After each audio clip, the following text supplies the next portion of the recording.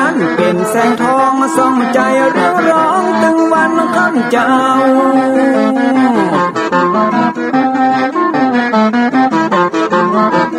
เอาศีลมานำเอาธรรมมาเฝ้าคือจิตใจเฮา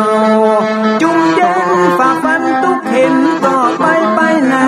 จะบ่ไหววันแต่เนิ่นเชิญพี่น้องมาฟังรายการธรรมะเบิกบานตอน6 โมงเจ้า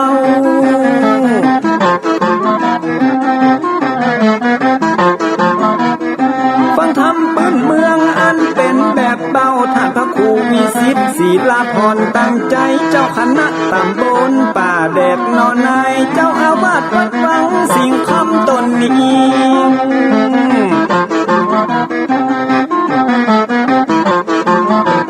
อนุรักษ์ของเก่าล้านนาก่อนกี่คือลูกหลานเฮาตีเกิดมาด้วยกันรักษาของดีเก่าเกลือได้อยู่คู่ถิ่นล้านนาฟังทำแล้วของแผ่วจิตใจเหมือนป่าอยู่ในนาทีนั้นนาม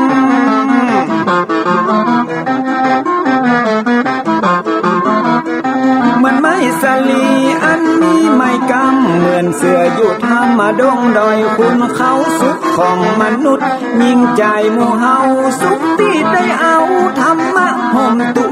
ม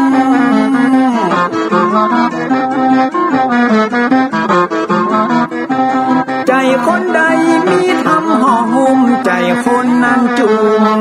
ใจบ้านมันอยู่วิมานเวียงวังจันแก้วบ่มีในเต้าแล้วน้อง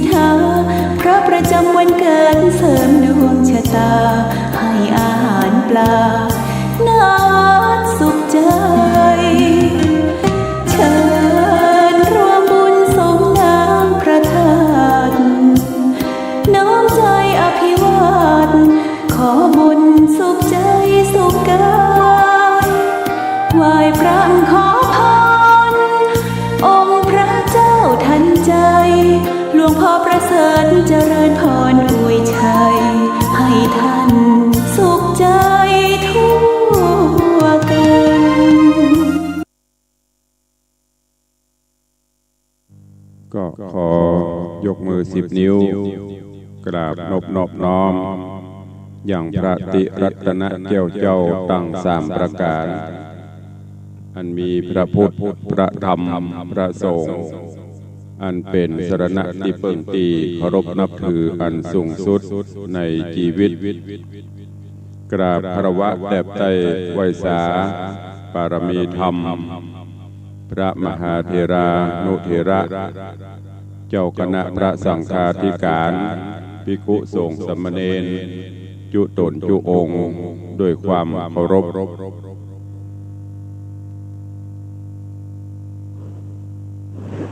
ก็ขอเจริญสุขเจริญพรสาธุชนญาติโยมตินจองของวัดจุหนุ่มเท่าใจยิงขอน้อมต้อนรับทุกท่านเข้าสู่รายการ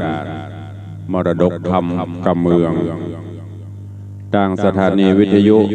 กระจายเสียงพระพุทธศาสนาแห่งชาติและสังคมคลื่นเพื่อการศึกษาพระพุทธศาสนาและวัฒนธรรมส่งสัญญาณกระจายเสียงจากสถานีวิทยุแม่ข่ายวัดไหวหินตำบลสุเทพอำเภอเมืองจังหวัดเชียงใหม่สถานีวิทยุวัดหนองกายตำบลสันปะยางอำเภอแม่แตงจังหวัดเชียงใหม่สถานีวิทยุ CM77 วิทยุอินเทอร์เน็ตล้านนาสถานีวิทยุพระพุทธศาสนาจังหวัดเชียงรายสถานีวิทยุพระพุทธศาสนาจังหวัดเชียงรายสถานีวิทยุคลื่น FM 96 เมกะเฮิรตซ์วัดพระธาตุเจ้าคลื่นวิทยุสีขาวเพื่อเจ้าประชาทุกคลื่น8 จังหวัดภาคเหนือขอกราบขอบพระคุณท่านผู้อำนวยการสถานีทุกๆสถานีที่ได้เมตตาถวายเวลาให้กับทางรายการซึ่งรายการนี้ดำเนินโดยกระผมอัตมภาพพระครูวิสิตศิลาภรณ์เจ้าคณะตำบลป่าแดดเจ้าอาวาสวัดวังสิงห์คำตำบลป่าแดดอำเภอเมืองจังหวัดเชียงใหม่เป็นผู้ดำเนินรายการวันนี้ต้องขอกราบประธานอภัยและก็ขอสุมาอภัยครูบาอาจารย์และญาติโยมตัวเองวันนี้ต่างเครื่องคอมพิวเตอร์เครื่องส่งมีปัญหาไวรัสลงกำลังแก้ไขวันนี้ในด้านผู้จัดรายการดำเนินรายการพร้อมตั้งแต่เมื่อตี 4ตื่นมาทำกิจวัตรส่วนตัวเสร็จรอเพราะว่าวันนี้เป็นวันพุธก็จะต้องมีการลิงก์สัญญาณไปทางคลื่นสีขาวตัวเองหลังจากที่ท่านเจ้าอาจารย์พระครูอภิวัฒนวิกรมจบก็ปรากฏว่าเครื่องมีปัญหาตอนนี้ทางท่านผอ. 104ก็กำลังแก้ไขเสียงวันนี้อาจจะกล้องอาจจะสะท้อนแล้วก็ต่างภาพต่างไลฟ์สดนี่คงพอมีปัญหาแต่ว่าต่างสถานีวิทยุเนอะเพราะนั้นวันนี้ตุลุงก็ขอเป็นรายการฟรีสไตล์ให้วันเนาะเพราะว่าเครื่องส่งมันบอกว่าเอื้อเสียงฟังตัวเก่าก็ย้อนหยึกทางท่านผอ.กำลังแก้อยู่ก็ขอเอาเป็นรายการพูดจากันไปแจ้งข่าวสารต่างๆคือกับญาติโยมเพราะว่าเวลาก็เว้ยเนาะล่วงเลยไปนักแกก็ดังที่ญาติโยมทั้งหลายได้รับฟังสปอร์ตโฆษณาที่ประชาสัมพันธ์เชิญชวนนาบุญทธาฮอนเนอร์ร่วมงานปฏิบัติธรรมที่ม่อนพระศรีสองเมืองโดยนางแก้วซึ่งต่างญาติโยมศรัทธาเฮาโดยการนำของคลื่นวิทยุสีขาวจะได้ร่วมกันประพฤติวัดปฏิบัติธรรมเริ่มตั้งแต่วันที่ 8 เป็นต้นไปตามแล้วก็ตั้งสปอร์ตโฆษณาก็ได้ประชาสัมพันธ์ไปแห่งดังนั้นก็ขอเชิญชวนเนอะร่วมสร้างบุญบารมีธรรมโดยพร้อมกันซึ่งเป็นนาบุญของเรา ดังที่เปิดได้ว่าสืบคำพูดของครูบาอาจารย์ในสมัยที่ท่านเจ้าอาจารย์มหาทรัพย์ที่เฮารู้จักกันวัดปากนิ้วเบียงปะเป้าเมื่อก่อนนั้นหลวงพ่อท่านก็เป็นพระนักเทศน์ที่มีชื่อเสียงได้ดำริร่วมกันกับทางคณะสงฆ์จังหวัดเชียงใหม่เฮาได้สร้างม่อนดอยนางแก้วแห่งนี้ไว้เป็นที่สักการะบูชาผ่านไปผ่านมาก็จะได้ไหว้ได้สาได้พักได้พรได้เป็นแหล่งแห่งการเรียนรู้ทางประวัติศาสตร์โดยดังนั้นแล้วการนี้ทางคลื่นวิทยุสีขาวเพื่อเจ้าประชาโดยท่านผู้อำนวยการหลวงพ่อท่านพระครูอภิวัฒนวิกรมร่วมกับพระนักจัดรายการตลอดจนญาติโยมในคลื่นวิทยุสีขาวก็จะได้ร่วมกันดำเนินสืบสานต่อความคิดสืบสานต่อฮีตหอยที่ครูบาอาจารย์ได้สร้างมาเนิ่นน้อมเอิญเชิญชวนทุกท่านตั้งแต่วันที่8เป็นต้นไปญาติโยมพันไรจะไปร่วมในการบรรจุวัตถุมงคลก็ดีตลอดจนร่วมพิธีฟังเทศน์ฟังธรรมก็ไปกันได้เนอะดังที่ผังรายการเพื่อนได้แจ้งไว้ก็น้อมเอิญเชิญชวนทุกท่านตัวเองวันนี้อากาศเย็นก็ตักใจพี่น้องทางหน้าเฟซหน้าจอถวายการต้อนรับท่านเจ้าหลวงพ่อธรรมพระครูสถิตเจติยรักษ์เนอะท่านเจ้าคณะตำบลแม่แฝกใหม่ท่านเจ้าอาวาสวัดเจดีย์แม่ครัววันที่15ธันวาที่วัดเจดีย์แม่ครัวก็จะมีพิธีเจริญพระพุทธมนต์บนห้องถ้าเป็นนี่ก็คือจะขึ้นบ้านใหม่คือทางวัดหลวงพ่อธรรมพระครูเพิ่นได้สร้างกุฏิเจ้าอาวาสเป็นที่พักที่ผ่อนตอนนี้ก็เสร็จไปแต่เนื่องจากว่าสถานการณ์ในยุคโควิดจะแปลงป่วยหลวงป่วยลามก็ยังไม่ได้เตื้อก็จะทำพิธีเจริญพุทธมนต์มอกมหาบดีเสร็จแล้วก็จะได้นิมนต์หลวงพ่อขึ้นอยู่บนกุฏิใหม่ก่อนรอคือสถานการณ์โรคระบาดมันสั่งซาลงทางราชการ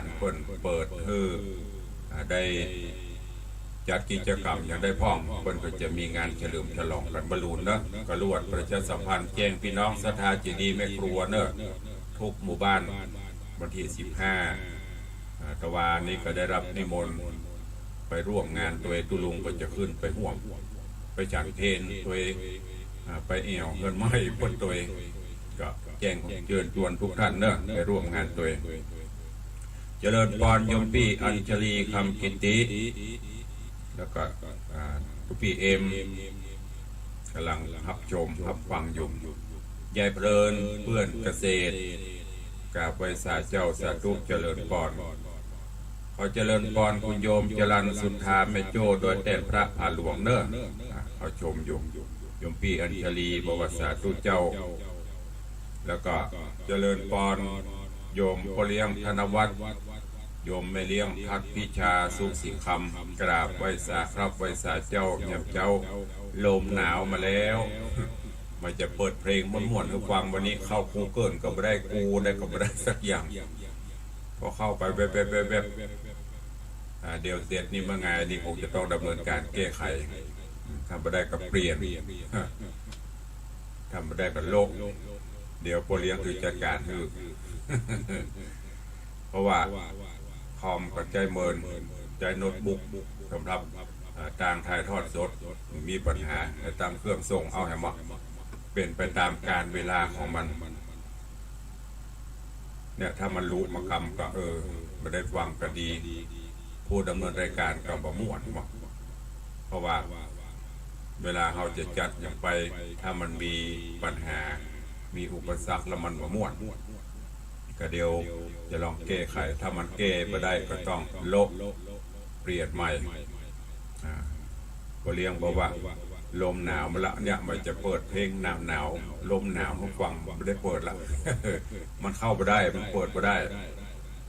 กราบไหว้สาเจริญพรต้อนรับพี่นางจรัญปิยจันทร์เนอะไหว้สาตุลุงเจริญพรอากาศเย็นสบายลูกเจ้าหดน้ำต้นไม้ต้นตอกเย็นสบายเนอะเจริญพรโยมสุรพงศ์บุญห้าโอเลี้ยงจำตองโอเลี้ยงสัปตองจำตองกราบไหว้สาครับตุลุงโดยรอเจ้านี้หนาวแล้วครับรักษาสุขภาพเหมือนกันเนอะโยมโอเลี้ยงสุรพงศ์ดูแลสุขภาพตัวก็ที่ตามพูดประกับมีกิจกรรมตลอดเนอะโดยเฉพาะสร้างอนุสาวรีย์สร้างสารูปหลวงปู่ครูบาหม่อนเจ้าดวงดีองค์ใหญ่องค์หลวงก็ญาติโยมก็ไปให้ไปหอมไปห่วมกีบห่วมตาเนอะโดยเฉพาะโอเลี้ยงสุรพงศ์นี่เป็นดูแลทั้งตัววัดว่าหลังตัววัดตงปุยแล้วก็ที่วัดตาจำปีดูแลก็มีกิจกรรมทางเฟซบุ๊กตลอดไปห่วมกันเนอะ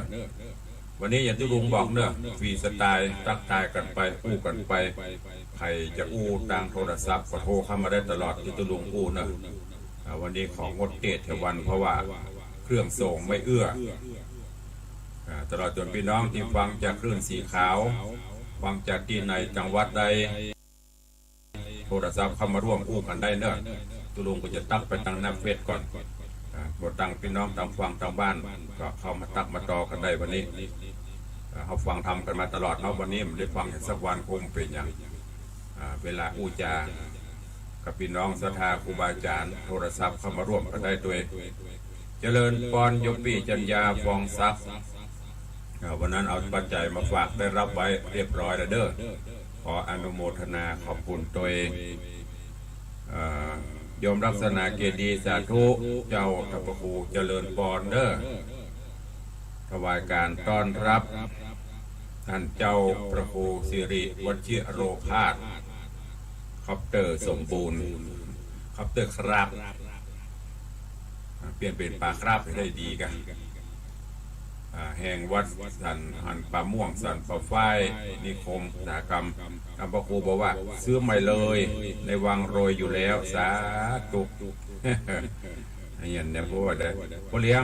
ซื้อมาตานตุลุงตัว2 เครื่องส่งมาป่าม่วงสันป่าฝ้ายตัวเดี๋ยวไปยืมยอดปลายกระถินตะป่าม่วงบ่เด้อยืมยอดมาซื้อคอมใหม่ที่ดูบนพ่อเลี้ยงกำลังแปลงบ้านแปลงจองกำลังปรับปรุงบ้านจองประโยชน์ไม่อยากรบกวนเปิดเกรงใจนี่ก็แจ้งให้ทุกท่านตัวเจริญพรโยมจารุวรรณทองสุขกราบไหว้สาเจ้าที่สันกำแพงเจ้าโออยู่สันกำแพงบ่สร้างกลางจองบ่ สาธุเด้อเจริญพรโยมปีหมอมัทนาอัมพันธ์กราบไหว้สาเจ้าหลวงพ่อสาธุถ้าจะสร้างซาแล้วเนาะพี่หมอได้ย่างมือพอละเก็บตั้งคนเดียวตั้งอย่างตั้งยา ฉีดวัคซีนไปได้พักได้ย่างกันของตุลุงพวกก็แจ้งมาแล้วนะอันไปฉีดเข็ม3นั่นเด้อไปฉีดจะรอกันฉีดไปละ2 เข็ม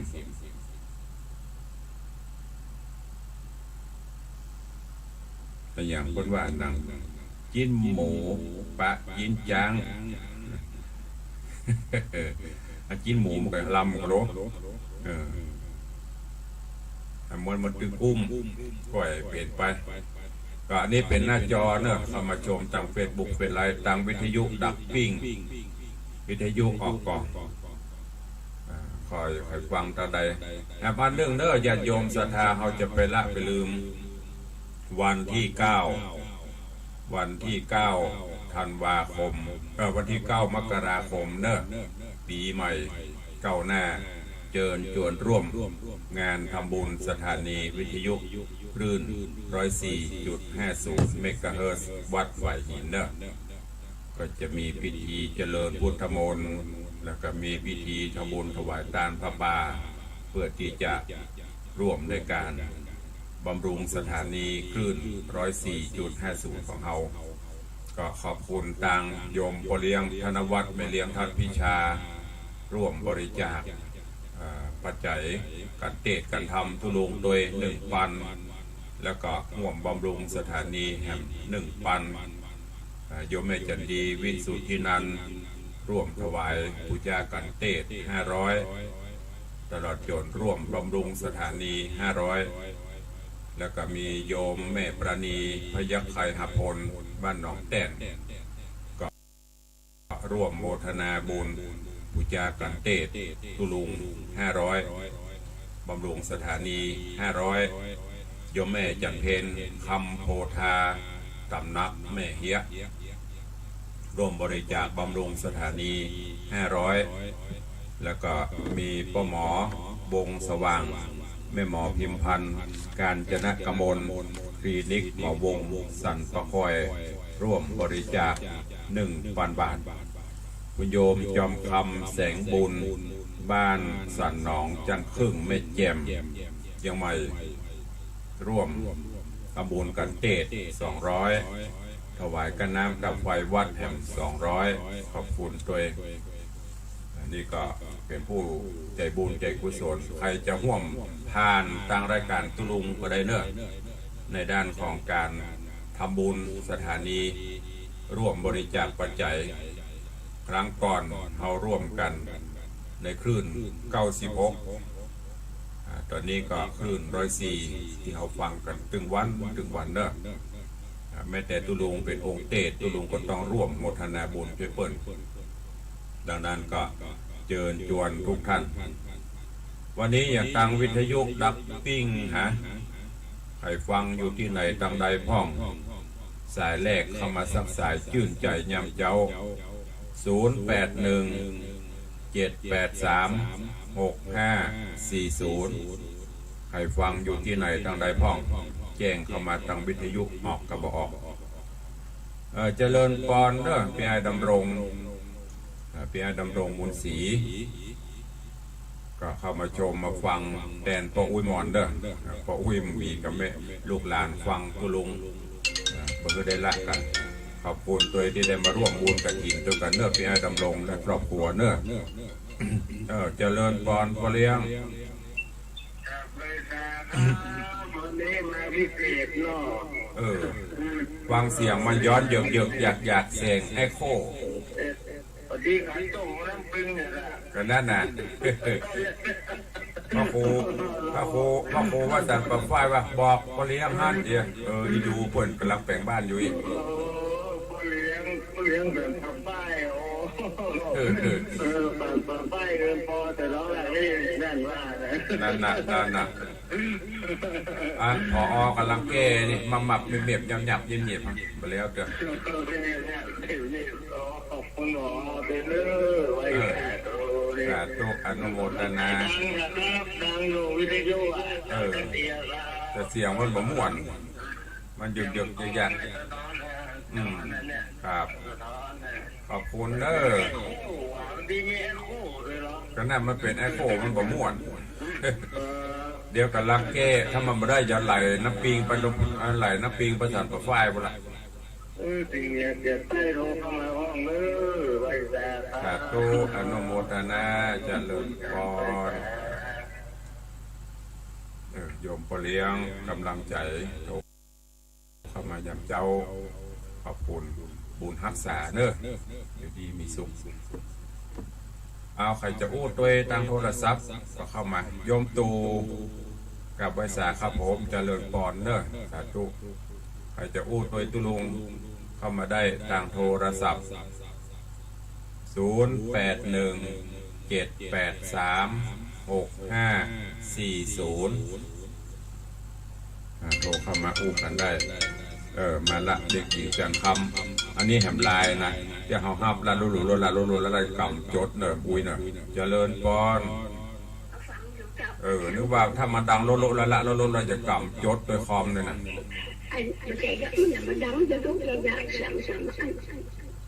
ยังไผ เสียงในนั่นแหละไอ้ตีชันมันดังยอดยอดระดับ กับพ่อถึงบอกให้แยกนี่มันฟังการจัดคำเดินโดนไหวเพราะว่ามันบดีเตื้อกันลังแกก็ซื้อมาตานี่แหละให้มันม่วนก่อนทำมาแหละ มีที่ต่างกันมีก็พวกจะซื้อเก็บ ก็เลอะอย่างอุ้ยอยากเก็บไว้ปกกับหมอนนั่นหรอ โอ้สาธุขออย่างกำฟังเจ้าก ำลังแก้อุ้ยมันดีคอมมันนี่มันไวรัสถ้าจะลงฟังเอาม่วนพร้อมกับฟังเอ็กโคพร้อมกันเนาะมันย้อนนะเจ้า น่ากันอุ้ยก็ย้อนมานี่ม่วนนี่หรออย่างนักร้องบนห้องเป็นอ่ะโลอย่างม่วนไปอย่างหรอเอาเต้เท้าไม่ได้ม่วนกันมันย้อนเยอะอย่างน่าการเตะทำมันก็ไม่ก่อนนะนะโมอีเนาะสาธุโอ้ยมอนเนอร์จะเลินพรเขียวคนเท่าแยมเจ้าอีกม่วนดีเอาเข้ามาเนอร์0817836540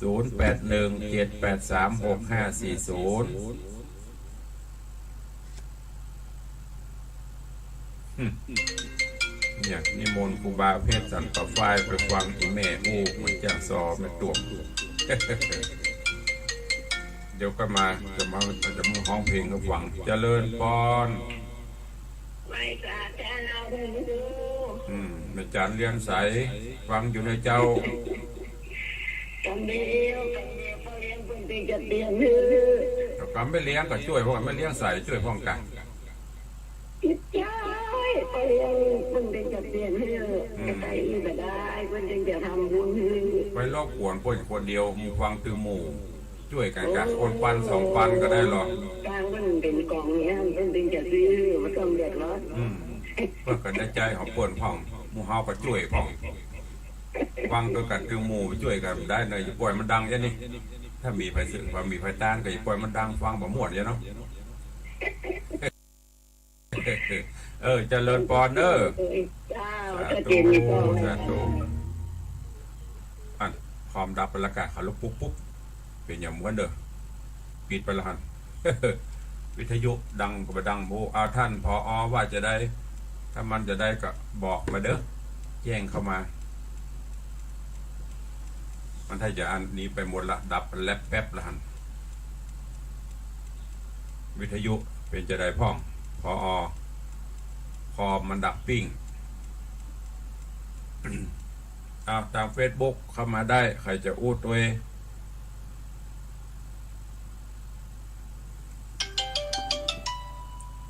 ไว้สาเจ้าว่าดังฮะ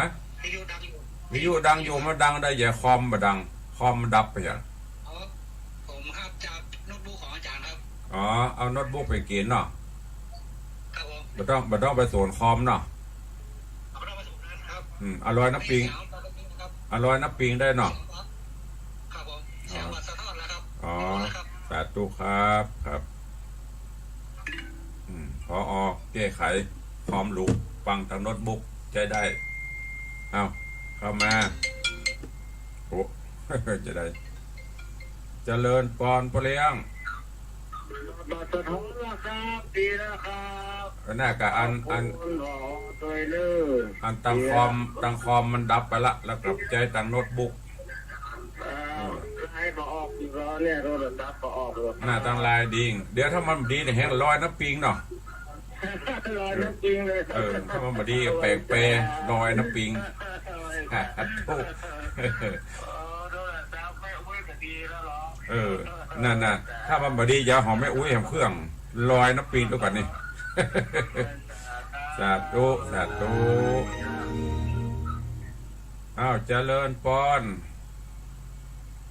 ใช่ค่ะเจ้าท่านพระครูเจ้าว่าเดี๋ยวนี้มันทางวิทยุมันได้ยินนะเจ้านั่นนะได้ยินละเพราะว่าตอนนี้ปลดก๊อปเอาจากโน้ตบุ๊กไปแหมคำมันใช้หลายเครื่องไม่เห็นไม่ค่อยเคยมาพอในห้องในปดโต๊ะตาเขาพอจะเป็นเล่อในหลายวกเล็กหรือวกหรือวักตอนเจ้านี่มันดับไปกำไงกำลังแก้ไขเห็นได้ยินชัดเจนเนี่ยมันก็มีอย่างโคนเขาน้ำพระจะเมื่อยมันหนาวน่าเดี๋ยวแล้วเดี๋ยวผ้าห่มปกมาดีในแห้งจะพอเลี้ยงบอกว่าอร่อยน้ำปิงว่ะเอาไม่เป็นไรใจเลยจ้าสาธุ ธุน่ะมันถ้าจะเมื่อยมันหนาวเจริญปอน สวัสดีครับ ครับผม จากทางนี้วิทยุกระแดด100.25น่านฟ้าเนอะตอนนี้ลิงท่องอยู่ครับ 100.25นี่ขึ้นยังอ่ะนั่นฟ้ากะ ตำบลกระแดดนะครับ เอาอยู่ที่เดียวกันนี่ค่ายหานพอเนาะ อืม ไม่เอียงหักกันพ่อกันเด้อ ผมลิงจนถึง8 โมงปุ่นอ่ะ อ๋อขึ้นตะใดก็101กะ 100.25ขึ้นใหม่ของน่านฟ้า 100.25น่านฟ้าเรดิโอ เกี่ยวกับปุ่นได้หมดครับ อ๋อน่านฟ้าเรดิโอ เอาลิงก์จะขึ้นที่ข่าวตีเกินถึง8 โมงทุกวันครับ ว่างๆโทรหาตุลุงพ่องในตำบลประแดดมากันมีได้เปิ้ไปพ่องเดี๋ยวเพื่อได้หา ผมอยู่ในเจ็ดที่หัวสะพานใต้วัดนี่ นั่นนะเพื่อมีอย่างจะได้เมตตาลิงก์สัญญาณเวลารายการอื่นโดยพ่อง ครับเพราะผมต้องลิงก์เงินรายการขึ้นที่ข่าวตีถึง8 โมงทุกวันเนี่ย อ๋อเตื้อมีรายการอื่นจะได้อันเตื้อตุลุงจัดรายการอื่นได้ลิงก์โดยพ่อง ครับอันนี้จะเปิดอย่างเดี๋ยวเอาไปนี่ผมจะได้แน่ ได้อันเดี๋ยวเบิร์ดถ้าเสร็จแล้วโทรหากรรมเบอร์โทรตามเนี้ย ครับเบอร์เนี่ยครับ ครับเบอร์เนี้ยเด้อ ครับ ครับสาธุครับ ขอบคุณครับ ขอบคุณกับท่านผู้อำนวยการคลื่นน่านฟ้าเรดิโออยู่ประแดดเหมือนกันเนาะเอาเป็นกำนันตำบลประแดดหรอ กำนันตู้เจ้าเจริญปอน เจ้า เ แหนมพร้อมกันทำมีบ้านลังกาเป็นหัวเก้าเจ้า สาธุ เจ้า ว่ายายจะห้อมซื้อเครื่องใหม่กะมันค่อยหัวห้อมก็ห้อมเด้ออันก็จะฟังเครื่องรู้ไอ้เนอะมันบดีรู้ไปติ๊กๆนี่ หน้าวันตาเนี่ยเจ้า อันกับวันหน้าวันตาก็เตดเนาะไม่ได้กับวันหน้าวันตาไม่ได้ฟังนะแม่ วันนี้ท่าทุกข์เนี่ย โดไม่ได้กินละหวังดีกับหวยหวังรวยกับป่อเมียกูเล่นมาได้เด้อสาธุอนุโมทนาจวนฟังธรรมกว่านี้ก็นี้วะนั่นกว่าจวนซื้อเครื่องเพื่อไปซื้อ เอา0817836540จะไปลืมเนอะลืมอย่างก็ได้ลืมได้วันที่9งานทำบุญสถานี104นะถ้า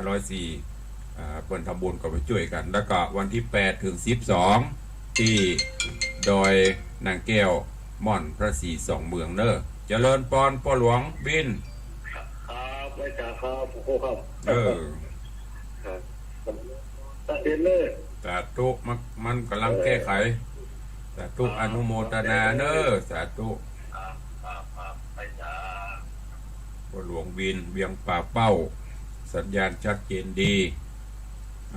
ใครจะอู้ตัวแหมเข้ามาเหลือเวลาอีกวันนี้เวลานักฟรีสไตล์ถึง Facebook ถึงหน้าจอใครจะอู้จะเอ่ยตัวก็เข้ามา0817836540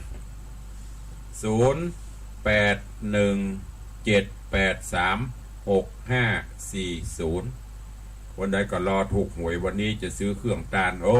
บ่ได้ใจบ่ได้ฟัง อย่าดับปิ้งกันไปหมดให้ฟังตอนใดตั้งแม่แจมมีก็โยมแม่แจมต่อห้องตั้งหอดตั้งอย่างพุ่นอันนี้ก็โยมจอมคำแสงบุญ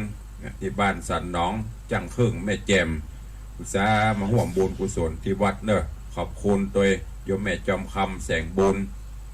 สันหนองจังครึ่งแม่แจมห่วมปูจากันเตะตุลุง200แล้วก็ร่วมบำรุงกับน้ำกับไฟที่วัดวังสีคำแห่ม200ขอบคุณอนุโมทนาบุญตัวแล้วก็มีโยมนัทพจน์จากนรินทร์นี่ก็บละบลึงซับเตื้อพี่ไอ้นัทพจน์จากนรินทร์มาห่วมบุญกุศลทำบุญกันเตะตุลุง300สถานี300ขอบคุณตัวเอาเจริญปอนครับไปจ่าครับผมมาจากบ้านไม่จงตำบลศรีวิชัยลีครับแม่ศรีวิจัยลีว่าจะได้โอ้โหชัดเจนดีครับสาธุอนุโมทนาจากผู้ป่วยติดเตียงนะครับสาธุอนุโมทนาปันหอมปันหายเด้อฟังทำแม่ของว่าอาจารย์โน้ม่วนดีแต่เทวช่วยฟังทางผมเป็นยังครับวันนี้ดีละปล่อยฟังไปเป็นกำลังใจเด้อ ก็ฟังเป็นประจำทุกวันที่ไหน ดีละโมทนาสาธุวันนี้สู่มาตัวเครื่องมีปัญหา ครับ อนุโมทนาเด้อ โอ้โหเข้ามาช้าสาธุเป็นคนปวดป่วยติดเตียงก็เป็นกำลังใจเนอะก็คือปัญหาอันตั้งกายว่าเป็นยังขอให้ตั้งใจดีจะไปซีเรียสจะไปเครียดกับมันการเกิดแก่เจ็บตายโรคภัยไข้เจ็บเฮาบ่ฮู้อันยังจะเกิดขึ้นจะเป็นยังตั้งแน่เฮาก็ยังบ่ฮู้เด้อคำโบราณประวัติศาสตร์มีแน่ผลแน่บ่หันแต่อย่างเกิดขึ้นเฮาก็ยอมรับมันฝืนบ่ได้กฎธรรมชาติเจริญปอนไว้สาเจ้านี่อีเมลบัวจันบ้านหลวงตำบลนาคัวอำเภอเมทะจังหวัดลำปางได้เด้อแล้วปางหนาบ่จะหนาวเจ้าทั้งต้นหนาวกับเจ้าก็นี่หมอกม่วนเผาข้าวหลามม่วนนะอายุเท่าไรแล้วอายุ68เจ้า68หนุ่มเดี๋ยวตุลุงกับโลตุลุงได้86เจ้ากักกันหรอกไปสาเด้อเจริญปอนมันลังออก8668นะแกวันนี้ว่าเล่นบ่ได้เนยแม่เนอะตุลุงบ่ถึงเตื้ออย่างเขาปลายอายุตามประครูพิวัฒนาวิโกมนะคนเท่าว่าโอ้อีแม่ว่าถ้าจะมอก8ชี้ปลายนี่เด้อเจริญปอนเจ้าท่านพระครูเจ้าเจริญปอนแม่ท่านปงหนองเวียงปะเป้านะเจ้าก็ปงหนองเวียงปะเป้าทั้งบ้านปอบุญธรรมเนาะมันดับเครื่องมันดับมาเดินไม่ดีแล้วนะเจ้าแต่มันก็ดับกับแม่เพราะกันทำมันบะเติงเป็นประจำนะถ้ากันทำมันโละเนี่ยมันตึงบะดับถ้าทำกันทำบะดับปิ้งมันดับปล่อยอยู่มีสตางค์ซื้อใหม่นะจวนไปซื้อกับไปซื้อมีกำลังใจนะเจ้ามีแค่กำลังใจนะการทำมีจะโตโอเล่นไปได้เด้อโทรมาเป็นกำลังใจกันก็ดีละ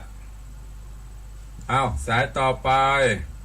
0817836540ครับพอจะได้กินข้าวงายไว้ได้ฉันเจ้าวันนี้หยับเงียบแบบดีดำเดียว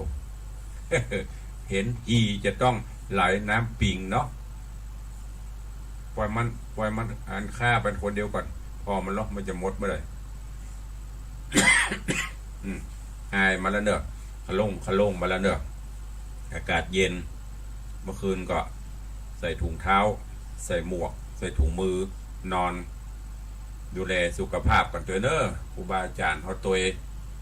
พระเจ้าพระสงฆ์เขาเนอะโดยเฉพาะสันปะฝ้ายนี่ออกงานเจือก็เดี๋ยวก็เอาคัปเตอร์ครับไปกินห้านไปกินนี่นะระวังเขาดีเด้อ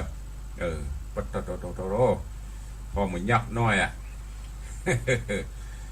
ตัวลุงเพิ่นเอาใจเก่งนะถ้าเป็นอยู่โดยผมนะไม่เซ่เนอะไม่เซ่หวายตัวลุงนี่เอาใจถ้าได้อะไรก็ให้หมดที่ตัวลุงวังสีคำเขาได้คอมบะฮือดีกว่าโทรเข้ามาเด้อ สู่มาอภัยเตือนเนอะอากาศมันเย็นวันนี้อย่างที่บอกเนอะขออนุญาตฟรีสไตล์ถ้าประจำเป็นนี่ตุลุงลำได้อู้ต่อมากระเตะทำให้ฟังแต่วันนี้เครื่องมันมีปัญหากำลังแก้ไขก็เลยอู้จ่ากันไปใครจะอู้ตัวตุลุงก็อู้มาได้เวลายังพอมีอยู่เนอะวันนี้กูเตือนทบด้านเปิ่นเวลาน้อยเวลาปวดเลอะมันก็ถึงมีหมอกFC ตุลุงมาถึงมาหลายเพราะตุลุงอุบม่วนเขาว่าตึงอย่าเอี้ยนเนอะอันนี้คือสไตล์ตุลุงในวังเนอะอูออกอากาศก็อูจะเอี้ยอูวัดก็อูจะเอี้ยถ้าเพิ่นจะอู้เพิ่นจะอู้ถ้าเพิ่นบอกอู้ม่วนเพิ่นจะบอกอู้อย่าแม่ปานว่าได้ผมว่ามันแบบดีเว้ยมันลุกมุ้งจักกับมันลุกมันลุกต้องวันนี้มันหนาวมันเย็นมาแล้วเนาะน่ากระจำไปหอมสตางกันทำตั้งนับจะไปซื้อกับบะหอมฟังม้วนตุลงม้วนดีเนี่ยฟังทุกวันนะเจ้าบอกให้หอยกระทำโดยกับบะหอมมันก็เล่นลุก อ้วนไม่ได้ต้องฟังว่าสระเดือดอก ก็น่านากาถูกต้องถูกจ่อยนี่ เอาสาธุอนุโมทนาแม่เด้อบุญรักษา เจ้าอันนี้มันเกี่ยวเข้าใส่บาทอยู่เจ้า วันนั้นเพิ่นหันเพิ่นทำบุญนั้นหลวงปู่โอ้ไม่ได้กินกับเพิ่นเลย มีขนาดหัวเนาะ ว่าเพิ่นทำบุญหลวงปู่วันนั้นไม่ได้กินเพิ่นบ่คือไปแล้วเดี๋ยวถ้าหลวงปู่เสียเพิ่นบ่คือกินแล้วว่ะก็หลวงปู่ไม่ได้ไปตอนหลวงปู่สิ้นมันคือไปแล้ว ว่าหน้ามันเดียวอ่ะ ก็นั่นนะ มันเอามาหลายน่ะ หลายนั่นได้ไปตัวเองมันคือไปอ่ะ หลาย สาธุขอบคุณอนุโมทนาเด้อ เจ้า อย่าเลินปอนว่าไม่เจ้าไหลเขียวบนทั่วบ้านก่อยพูดกันหัวไข้หัวกันเล่นเด้อญาติโยมเด้อเนี่ยสไตล์ตุลุงเป็นจะอี้นะอูแต่พ่องมันมักจะเป็นเล่นไปไข้ฮือสถานแต่ไข้หัวได้มีความสุขบางพ่องก็อีแม่รักไข้หัวตุลุงก็โทรมาพ่องกันไปรักไข้หัวอยู่บ้านบ่ได้เนอะวันนี้ตุหลานว่าจะได้สาธุหลวงพ่อครับรักษาสุขภาพด้วยนะครับเหมือนเดียวกันเนอะตุลูกตุหลานก็ดูแลสุขภาพตัวเองไปเอวจะไปเอวเจือ ดูแลสุขภาพหนาวละรักษาสุขภาพตัวเองทุปีเจ้าพระครูประหลัดทุปีเบ็ดวัดต้นพึ่งสารปี0817836540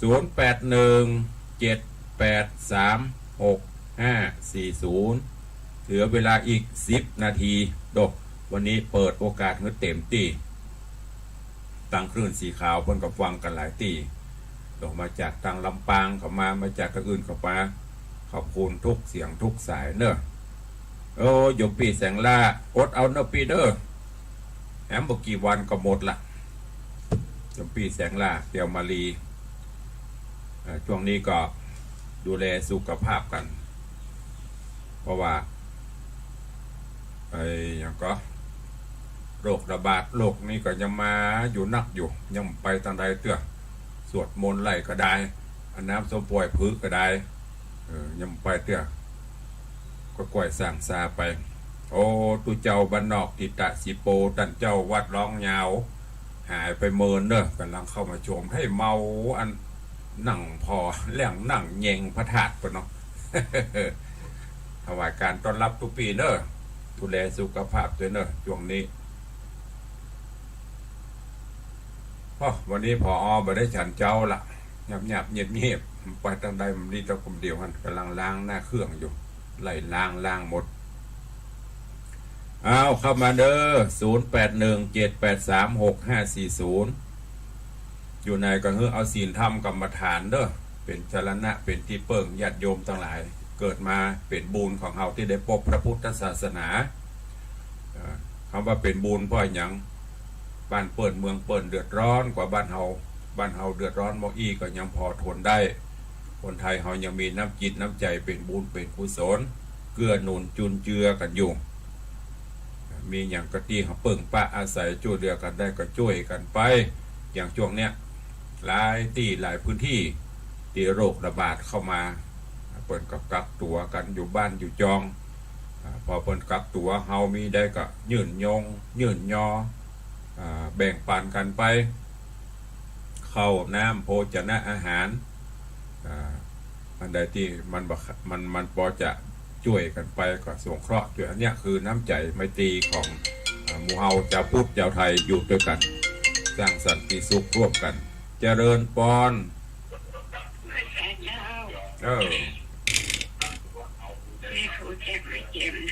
แม่แจมบ้านหยังอุ้ยบ้านหยังก็อ๋อบ้านทับไม่แจมหนาวก็ไม่แจมวันนี้นะเอาข้าวหลามหิงไฟเนาะ เจ้าสัญญาณชัดดีกว่าแม่ชัดดีเจ้าสาธุอนุโมทนาเด้อถ้าว่างออกมาจากไม่เจียมกับมาเอวในวังตัวเด้อวันนั้นแม่อย่างก็บ้านสันนองนี่สันนองไม่เจียมก็คนละที่กันคนละบ้านจ้ะวันนั้นแม่จอมคำบ้านสันนองแจกจะครึ่ง อันนี้บรรทับเนาะ จ้ะ เเปิดมาหอมตางด้วยขอบคุณนะแม่เนอ จ้ะ สาธุสาธุจากบรรทับแม่แจ่มหนาวแล้วเจริญปอน สาธุเจ้าแม่น้อมแต่จางเวียงหนองรองเจ้า โอ้หนาวก็เบี้ยงหนองร่อง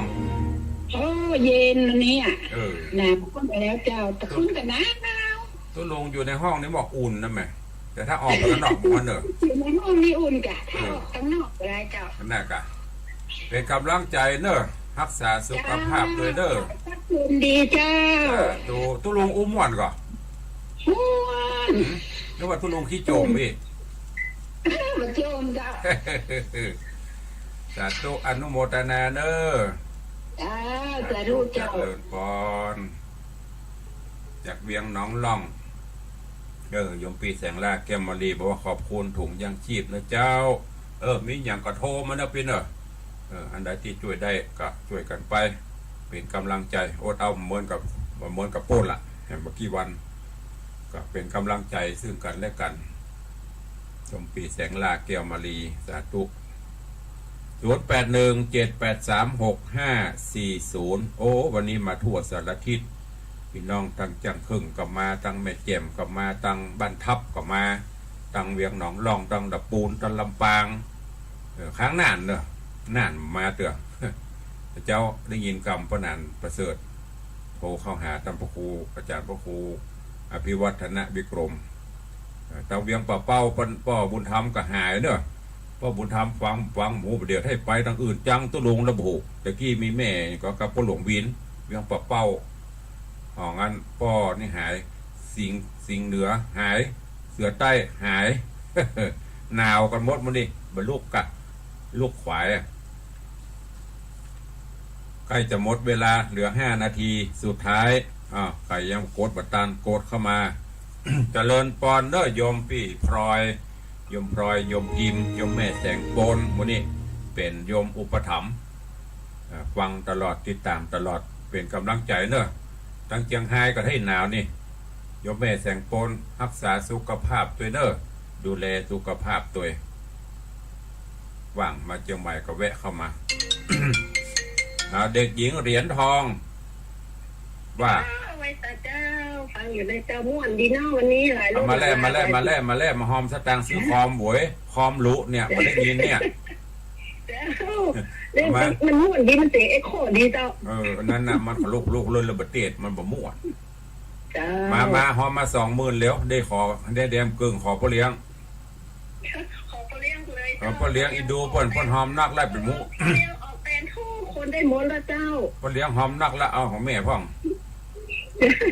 มาเงินเดือนบำนาญมีเป็นแสนเพราะปะขี้จินะเอามาตานในวังพ่องเบิกมาเนอะวันนี้สิ้นเดือนแล้วนะสาธุบำนาญมีหมูกี่แสนไปเก็บว่านักนะเอามาตานติ๊กเตอะ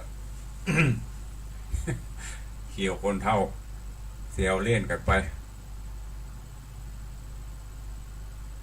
โยมพลอยใจดีบอกว่ากราบไหว้สาธุอนุโมทนาเนอะอยู่เชียงรายไปอยู่เชียงใหม่เดี๋ยวนี้ถ้าอยู่เชียงรายหนาวก็เพราะว่าเพิ่นมีบ้าน2 ที่เชียงใหม่ก็มีเชียงรายก็มีเข้ามาเด้อ0817836540ใครจะร่วมปูจากันเทศกันทำตุลุงก็ได้เอาไปไหนตุลุงก็เนี่ยแหละเดี๋ยวจะไปเสาะเปลี่ยนคอมปีเนี้ยช่วยกันทำไปแล้วก็วันที่9อย่าลืมทำบุญสถานี 104.50 วันที่8 ถึง 12 ธันวาอย่าลืมนัดพบปะกันตีคลื่นตีดอยม่อนพระศรี2 เมืองดอยนางแก้วไปร่วมบุญทุกกุศลทำบุญด้วยกันเด้อเวลาใกล้จะหมดแล้วใครจะอู้โดยตุลุงเข้ามา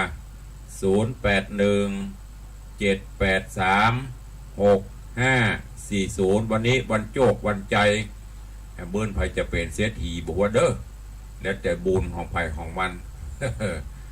บุญมีวาสนานำพาส่งก็จะได้ร่ำได้รวยถ้าบุญบัดรวยก็มุอีไปก่อน หาแซบหมดดักปิ้งหมดก่อยตึงเว็บตึงเบ็ดหน้าเว็บตึงวิทยุขับอันประวัติโทรประจานเปิ้นกับมันจะหามีใครโทรนะลงลึงเนี่ยวันนี้ขอบคุณเป็นอย่างสูงกับท่านผอ.คลื่นอะไรอย่างก็น่านฟ้า 100.25 สถานีอยู่หมู่7ประแดดเท่านี้บ่ได้เจริญปอนไปสาธุลุงฮะโอ้ดักปิงฮัลโหลหลุดไปแล้วเอาหายแสบเข้ามาใหม่เด้อมันหลุดไปแล้วแกว่าโทรศัพท์มีปัญหาบ่ฮู้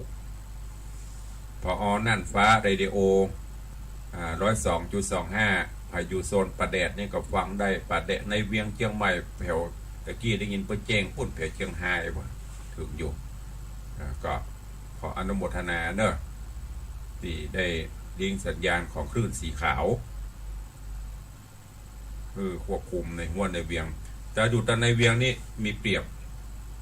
ฟังได้104ก็ได้ฟังจากน่านฟ้าเรดิโอก็ได้ฟังจาก